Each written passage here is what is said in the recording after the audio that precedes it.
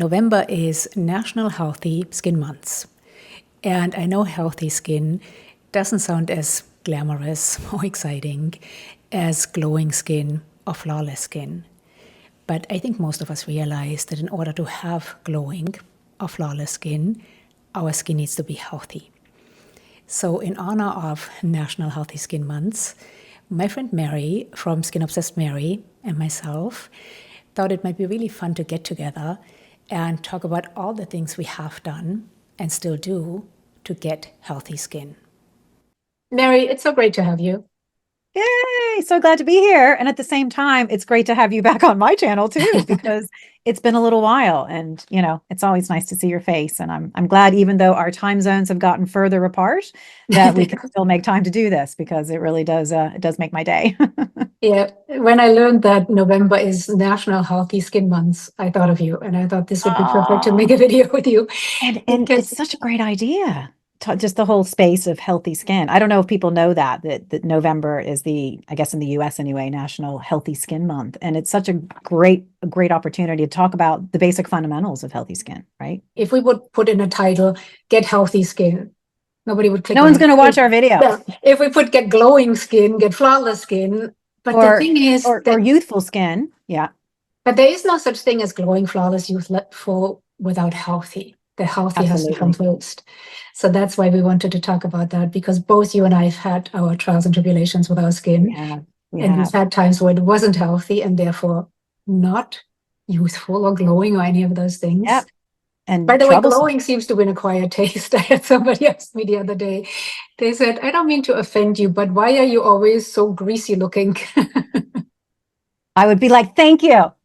Achieved, goal achieved. I want the glows, I want the glazed donut face. That's what I'm going for, because that to me is healthy skin. So I'll take it. But that shows you too, everybody has a different idea of what healthy skin is, you know. Absolutely. But again, there is no such thing as glowing skin or any of these other things without skin being healthy. And while you and I are quite obsessed with skincare, it's in your channel name, SkinObsessedMary. It is. I think we've also realized that that is just a fraction of what makes skin healthy, skincare, and that there are so many other elements that have to fall into place for skin to actually be healthy. And that's what we wanted to talk about today, the things we have done to truly get to healthy skin. Because unlike you told me you have really great genetics. Unlike you, I don't. I used to have very unhealthy skin. But tell us a little bit about your skin first. I think genes make up a huge part of it, right? I think I'm lucky. I never took care of my skin. I really just didn't. I was saying earlier that I don't even think I washed my face in my 20s, you know, maybe in my 30s, but I didn't start really taking care of it until my 40s. I always had pretty easygoing skin. It wasn't problematic. It wasn't particularly oily. It wasn't particularly anything. So it was not something that was kind of on the radar. I was in a car accident in high school, a pretty bad one, and I had a lot of facial scarring. So for me, it was about makeup. And makeup was my focus. I don't like makeup insofar as I'm not a makeup person, but that was just about creating a mask because I had scars and I wanted to cover it up. So I never gave any thought really to my skin until I got much older. And it's really late 30s, early 40s where I started to go, I don't want to wear makeup. I want to have nice skin. And that's where things started to really change for me. Now, I'm lucky my baseline is pretty good. I have a genetic makeup that's a bit of Middle Eastern and a bit of Scandinavian. Somehow those mixtures together, it's been pretty smooth sailing. So I've been very, very fortunate in that respect. You haven't had the same kind of journey, though. My mother used to tell me when the nurses picked me up as a baby, it would leave red wells everywhere. And that's what I started with, just very reactive, sensitive skin. And, you know, as a teenager, I actually was always into skincare. Unlike you, I loved skincare even as a child already. I remember looking at my mom's little pots on the bathroom shelf and just being fascinated by it and going to the drugstore if I had a couple of dollars, you know, or D-Mark back then, and buying skincare products. It was always something I loved. But it was always sort of harsh stuff. You know, I wanted stuff to strip my skin and to... Yeah, that's what we did back then. Yeah, scrub and all that stuff. It was terrible. Yeah. And that was terrible for my skin because it was so reactive. So, you know, it wasn't a good combination. I didn't know what I was doing. And of course, sunscreen wasn't the thing. I was a sun worshiper as a child already. We didn't luckily have a lot of sun in Germany, but the little bit we had, I was in Florida. We had all the sun, right? Yeah. Yeah. Well, when I moved to Los Angeles at age 22 is when I really made up for the sun I didn't get as a teenager. And that's when my skin really got bad. I'd take the really reactive skin, really white skin, really sensitive skin, and then I'm just baking myself in the sun on the beach every day. And that's when I started developing really bad rosacea. And I didn't know what rosacea was. I just woke up one morning, I had this rash, and I thought it was poison oak because it sort of looks like it. And I was bright red. And I went to the dermatologist eventually. I tried all kinds of home remedies because I thought it was rosacea. I kept putting chamomile lotion on it, and not rosacea, sorry. I thought it was poison oak. I kept putting chamomile lotion on. Eventually, I went to the dermatologist. And I think I told you this. This woman said to me, at that point, I was 29 or 30. This woman said to me in one sentence, "You have rosacea, but if you put a bit of Botox in your forehead, you could be pretty."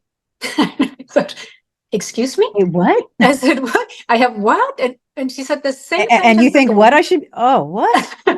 And I said, first of all, and I was so proud of myself, I said, first of all, I am beautiful, which I didn't feel at all back then, especially with that red face. But I thought, how dare this woman tell me this? Oh, yeah. But secondly, I said, what is rosacea? And so she said, well, as you know, it's this condition, you'll have it for life. You just have to take antibiotics for life. That was it. What? Shushed No, me no, out no. of office. So that really began my journey for the search of healthy skin. Not only good looking skin, but actually healthy skin, because my skin at that point was so unhealthy. And obviously, unhealthy skin is not pretty. And it was painful. It was embarrassing. I was really embarrassed to go out in public. So I tried the antibiotics for, I think, a month, and it made me really sick. So she gave me some other ones. And eventually I thought, this can't be it. This, first of all, it's not helping. And secondly, this can't be the treatment. Not sustainable for the rest of your life. No. Not sustainable. And again, it was embarrassing to go out in public. It was embarrassing to go to work. I mean, I felt so aware of my face all the time because it was always bright red. I had this rash. And I actually bought a hardcover book back then. It must have been before the internet. And this guy talked about his journey with rosacea. And all the things he tried that worked and didn't work. And he said the only thing that worked was IPL, intense pulse light, which I had never heard of before back then. It was 25 years ago. Yeah. But I found a doctor that did it. It was incredible. 5 sessions, my rosacea was gone. Wow. Gone, to the point where it wasn't visible anymore. But then I had to keep educating myself on how do I now keep my skin healthy so this doesn't happen again. Sunscreen was a big one. Huge. Nutrition was a big one, but we'll break into all of these things. But so that's when it was, for me, that was the turning point. For you, it was when you realized you didn't want to wear makeup anymore. For me, it was when I realized my skin is so unhealthy. I have to do something about it. Yeah, and I think people don't even realize that your skin is an organ. It's one of those things that it doesn't click until you start to learn more about it. What you would do for your heart or for your liver or your kidneys or anything else. This is actually a living organ. It's got a job to do, and you kind of have to feed it the good stuff in order to have it work at its optimum ability. And, you and I were talking about this earlier, that even the journey that I've taken since I started this channel, right? So I've started about 4 years ago, and I was very kind of anti-aging focused at that stage. And it's realized that through this whole journey that that's not even important to me anymore. It's really not. It's about how do I have the healthiest skin possible? What can I feed it? What can I give it that makes it work at its best? And, shit's going south. I'm getting the wrinkles. There's not a whole lot I can do about it. I like to tinker with devices and things to try to slow things down a little, but ultimately, I just want to feed it the good stuff. I want to take care of it like I would any other part of my body so that we live longer, healthier lives. I mean, that's kind of the plan. So it's just interesting even to me to see my own focus change since I began, this journey on YouTube. And I just feel that it opened up a whole nother world. It started with skin.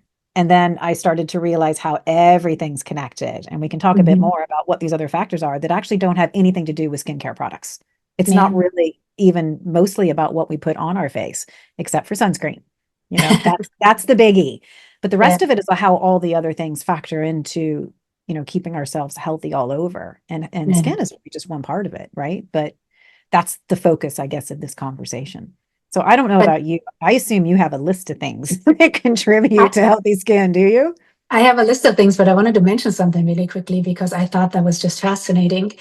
I had Dr. Gregor on my channel quite a while ago, and I had read his book before I had him on the channel. And in the book, he talks about a study that was done first on mice and then on humans, where they applied, on the mice, they applied Vaseline to their shaved skin, and they realized that it brought down the inflammation markers in the body. And then they did the same for humans. They had humans apply twice a day lotion to their skin, just regular lotion, and it brought down the inflammation markers in their body. So that shows you that taking care of your skin, like you said, it is an organ, actually affects the whole body because it is something that protects us, Well, and that's taking its care of job, us. Yeah, actually, to keep the bad stuff out. yeah. Like that's But really what it's there. I thought that was so fascinating that by taking care of your skin, you can actually lower your inflammation markers, and lower inflammation means less aging. Better So health. better health overall, yes. So healthy skin actually translates to overall better health, which is pretty incredible. Human body is an incredible thing, isn't it? Yeah, yeah. Mm. Well, let's talk about our list. Let's So talk about the things. the things. So sunscreen, we already mentioned. Sunscreen, to me, when I had that bad rosacea, that is when I started using sunscreen finally. Unfortunately, only on my face, not my neck, my chest, or the rest of my body. Oh, and did you not put it here initially? Did you No, not? can't you tell the difference? Yeah. I didn't start using sunscreen on my neck probably till, I don't know, not even 10 years ago, probably less than that. Okay. So yeah, because that wasn't affected by the rosacea, so I didn't think about it, But I really, Okay. That's so I interesting. noticed the correlation between getting sun exposure, and back then I got a lot. I was training for triathlon, so I was swimming, running, biking outside in the California sun without sunscreen. But I realized when I applied sunscreen to my face that really soothed the rosacea and made it not flare up as badly. So that is when I started applying sunscreen. But back then, 25 years ago, remember the sunscreens that were out were just white, pasty, horrible. Oh yeah, I didn't go near that stuff. I don't think I started wearing sunscreen regularly till probably late 30s, early 40s. I was so late to the ball game. But I have quite dark skin. So that's part of the problem, is that I never really burned. So I didn't know that I was doing any harm, right? If I had sensitized skin, or I was seeing, burns on my body, it would probably twig something. But I lived in Florida. I was outside all the time and I never burned. I just got dark. And I'm like, oh, I have a tan. When in fact, I was burning the crap out of my skin. And it's just one of those things that I didn't know because I wasn't being negatively impacted by it as far as I knew. So now, I mean, I've been wearing daily sunscreen as soon as I learned about it, like really learned. Now it's a daily part of the routine. And I think every person on the planet should be wearing sunscreen every day. We keep tooting that horn, don't we? Yeah, but just like the term healthy skin sunscreen is not a sexy, it's people like, it's not an issue. I What still have else? to make my children do it. Like, I'm like, you're not leaving the house without your sunscreen on, just mean old mom is what that is. But anyway, I'm doing a good thing for them. So yeah, sunscreen for me, that's the first topical that I noticed that made a difference, back then with my rosacea. So that is when but unfortunately, like I said, I wish I would have applied it everywhere. Now I do. But what else do you have on your list that's made a big difference for you? Well, it's something that we've talked about a lot, and you are way better at this than I am. And I am so late to the game. It's part of the videos you create that I really enjoy, and that's around nutrition. Now, I have to say, like, you're kind of the poster child for like good eating and understanding the power of fuel for the body. And I grew up in the South. I like fast food, bad food. And I don't cook. I'm a terrible cook. So I like convenience food, right? So all the things a person is not supposed to eat would be at the top of my list. If you go, what do you want to eat right now, Mary? It's going to be bad. But the past couple of years, menopause has had a big part to play in that. You realize your body's changing and you realize you got to look at a whole bunch of different stuff. And I came to figure out pretty quickly that the correlation between what I was putting in my body was directly reflected in my skin. When I started eating whole foods and just making things from scratch, not eating out of a box or a can or whatever, or, the fast food joint down the road, my skin was better. It was a surprise. I mean, it shouldn't have been a surprise. I'm not a dumb girl, but it was just, I didn't want to know, I want my big chili fries. Thank you very much. But isn't that interesting that that came as a surprise? And it does to so many people. But then if you think about it, when people have a sports car, right, they wouldn't put the crappiest gasoline in it because they know it wouldn't perform as well. But we don't think that with our body, that what we put in there has a huge impact. So it is interesting that it came as a surprise and does to so many people. Yeah. And by the way, I wasn't always the poster child of eating healthy. Were you not? Because I feel like you were just born that way, and Yeah. you've been that way your whole life. I Really? mean, growing up, we ate fairly healthy. I Yeah. used to love salads and fruit and those sort of things. But then I became anorexic. I was anorexic for 2 decades. So my problem was not eating enough. I went for 2 decades without enough nutrients to sustain my body, and therefore not enough nutrients to make collagen and all of those things, and on top of that, I exercised like crazy. So it is just the last, probably since my late 40s, my early to mid 40s, that I realized, listen, I have to give back to my body. My body has been so forgiving and so resilient, and I have to give back to it. And that's when I started eating healthier. And it wasn't, it was a gradual, because it wasn't overnight. Yeah, it wasn't overnight, because, anorexia it's a mental illness. I hate that term, but it's something that's not easy to overcome. So I had to really come to terms with treating myself and being okay with that. So it wasn't something that just one day I decided I'm going to eat now, But the last decade or so is when I realized, listen, I need to give back to this body. It's been so good to me, and now it's time for me to be good to it.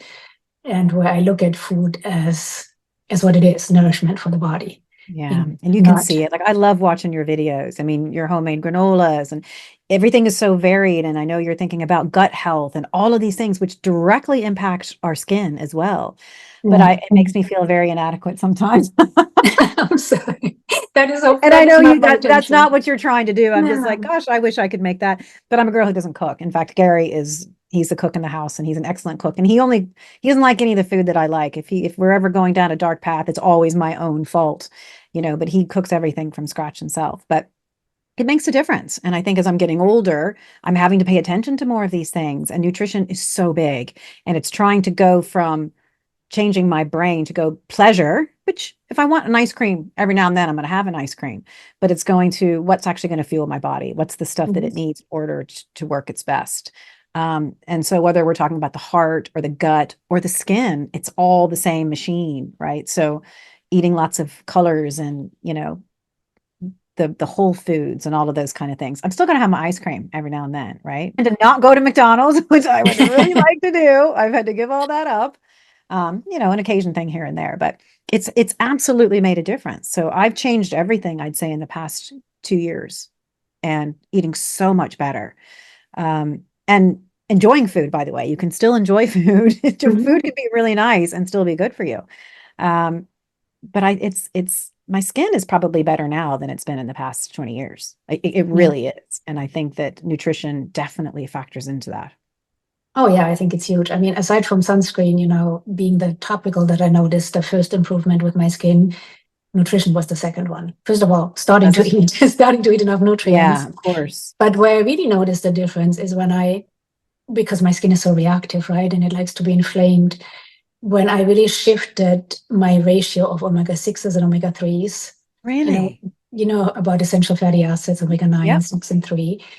Most of us get way too many omega-6s and hardly any omega-3s. And omega-6s, while essential, we have to have them. Yeah. They tend to be pro-inflammatory, whereas omega-3s are anti-inflammatory. So when I really paid attention to that ratio, because I eat a plant-based diet now and have for 8 years. But before that, I was eating salami, all kinds of crap, I used to love salami.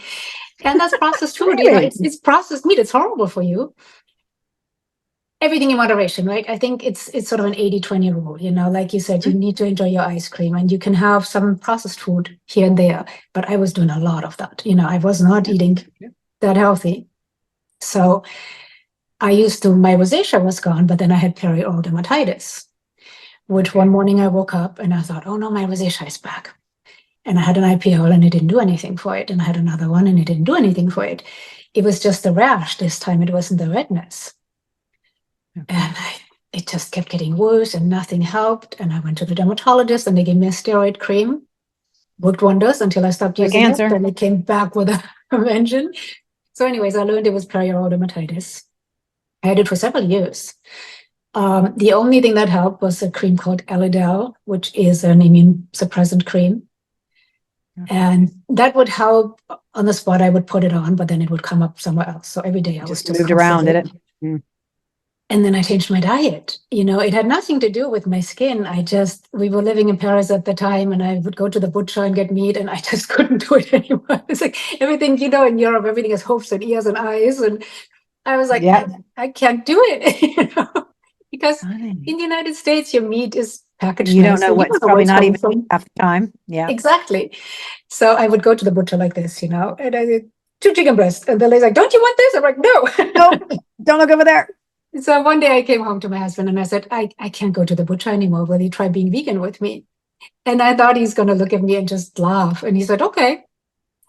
But coincidentally, first we thought we were going to die, because we're like, now what are we going to eat? We're coming from eating salami. I wouldn't know how to do it. Stuff. I wouldn't. Yeah. I wouldn't. But coincidentally, 2 weeks after changing my diet, again, it had nothing to do with my skin. It was just, I couldn't go to the butcher anymore. It broke my heart every time. My perioral dermatitis disappeared. I had it actively back then, and knock on wood, it has not returned. So that was your food. The explanation to me is that I was eating a diet so rich in omega-6s, again, with all the processed meat I was eating and other processed, doing a lot of chips and crap like that, that have vegetable oils that are inflammatory. And then I switched to a diet that was whole foods, that was much more rich in omega-3s because of seeds and nuts and all of those things. Yeah. And literally within 2 weeks, it went away. I couldn't believe it. Yeah. And I was just waiting for it to come back. Now, it has been 8 years. It hasn't. So that has shown me again the power of diet. And I'm not saying go vegan, I'm not telling anybody to do that. It's a personal decision I made. And I didn't make it for health reasons or, again, for my skin or anything. It was just an emotional decision. But I do think if we all paid a bit of attention to getting that ratio a bit better of omega-6s and omega-3s, it would make a big difference. And one thing that allowed me to do as well is use retin A, because now my skin wasn't so irritated and inflamed that I could actually use retin A. Look at that. That's a bonus. Yeah. Because I tried before and my skin's like, couldn't tolerate it. Irritated to the max. Yeah.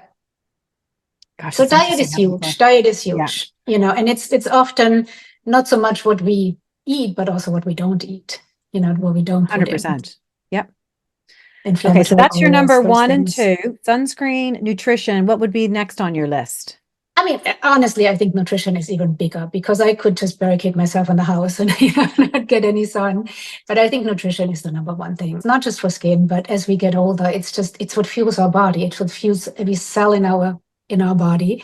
And if we don't, Claudia, it's so much more important as we get older. It's so much more important, because this was the big turning point. I think I mentioned this, 2 years ago, right about the time I turned 51, everything changed for me. Like, obviously it's menopause, and it's just started gaining weight, hair change, like so many changes that I didn't know how to cope. It's like nobody tells us these things, right? Mm-hmm. So the things that I've just been doing my whole life, I can't do anymore and maintain where I was. And that's what was really eye-opening, which is where, one of the things I'm going to have on my list, I know you are, because you're even better at this than I am as well. And you know what I'm going to say. Exercise and moving and all of these things, and all that stuff contributes to healthy skin, healthy body, really. Yeah. And I just have to do things I never had to do before. It's all linked. I have to look at exercise as a necessity so that I can grow old better, and I watch your routines, and yes, I watch all of them. Sure, I watch all your videos. Who we kidding? I mean, the exercise you do, it's inspiring. And that's something you've probably done for most of your life, isn't it? I've exercised for most of my life, but again, it's something that I had to find a healthy balance because of my anorexia. Well, actually, that's not true. I didn't exercise as a child. I hated exercising. Really? Because I was told that I wasn't athletic. So until I was 16, I thought I was a klutz and I hated exercising. And then I had my first boyfriend, and he was a soccer player. One day he went for a jog, and I said, "Can I come with you?" And you can't roll his eyes. Okay. So we went together, and we came back, and he said, "Actually, you're not that bad." The next day we went together, he said, "Could you please slow down?" And I was hooked. That's when I got hooked on exercise. But then it was a drug, and then I overdid it. I ran 20 miles a day. I mean, I literally ran my body into the ground. So while I started exercising at 16, I didn't have a healthy relationship with it. Again, until I had a healthy relationship with food, it took me that long to have a healthy relationship with exercise. So now I look at exercise. It used to be just a means to burn calories and to get out my emotions, to not feel, to numb things out. Whereas now I look at it as something that I am so grateful that my body can do this. I see people in a wheelchair or people with disabilities, and I think they would give anything to go to the gym or to go for a run. Why would I complain about doing it? True. And while it's not always enjoyable, and sometimes for the most part, I just feel so grateful that I can do it, that my body is strong enough and capable of doing it. Yeah, you're so strong. Well, anyway, I'm getting strong. Up to it. It's fine. It's one of my goals. But I think it's a mind shift. It's just like with food, rather than, oh, but I really want to eat McDonald's. It's like, well, but looking at food as nourishment, and it's the same thing with exercise. It's not I have to do it, I get to do it. It's a mind shift, and it's just this little shift, and you look at it completely differently. And nobody has ever said after they exercised, I wish I wouldn't have done that workout. I wish I hadn't done that. So exercise is another one that is definitely important for healthy skin, for healthy mindset, for everything else, for healthy body. Yeah. I mean, I'm doing it 6 days a week now. I get up before work every morning, and I'm not doing your kind of workout. I'm getting there, baby steps. But, it's making it, I like it. I enjoy it. If I miss it because I'm not well or whatever, I'm like, oh man, I didn't get to do that. And I walk constantly. I'm making all these little changes that hoping that I get stronger as I go. Because remember, you did the DEXA scan, and I'd gotten mine too, and my results weren't as good as yours. So, bone health is now high on the list. And it's just interesting how all of these things are connected, in my view. It's not, just your bones or just your skin. It's sort of everything tying in together. And, and that's where I think you and I had spoken about this topic, this conversation. While we're here to talk about skin, things you wouldn't think impact it really, really do. And I think exercise does too. And you've been a great inspiration, I have to say. You've gotten me you've gotten me going, sister. Yeah, that makes me happy. Off that couch. That makes me happy. But you're talking about bones, and when we talk about collagen all the time when we talk about skin, right? Collagen production. Collagen is not just skin, it's bones, it's hair, it's nails, it's everything. Absolutely. Organs. Yep. So collagen production is something we need to encourage all over. Yeah. 100%. And exercise is one of the ways to do that. Yeah. In return, it will help with the skin. Even just sweating, that will help. That's what I was just going to say. The sweating process is hugely beneficial, which I noticed through heat therapy, which I know that you're also into as well. And I did not realize the glow you get after a sauna session is huge. It was a byproduct I wasn't expecting. Definitely. So when you realized makeup isn't the way to go, where did you go from there? That's when I started my skincare journey of, I think washing my face was a fundamental first start. And it wasn't even sunscreen at first. It was washing my face and using a moisturizer. It was just doing something that was way better than nothing, which was just, I realized the power of a cleanse and getting things off your face. And then really kicking myself for about 20 years going, why the hell didn't I do this sooner? I started very simple. I started with basic products. I didn't go heavy. I was get stuff off. Wasn't even protect at that stage. It did come a little bit later, and a simple moisturizer, and just kind of letting it breathe a heck of a lot more than when I went down a rabbit hole, because that's when things started to progress. And I started to learn more about skin, was when I started to tinker. And I started to tinker long before the channel, which is what led to the channel. But it's really, once I got here, I experiment a lot with stuff because it's fun. Like, I enjoy it. I enjoy learning about products and trying new things, but it's taught me a lot along the way what not to do, because, it is an occupational hazard of having this channel.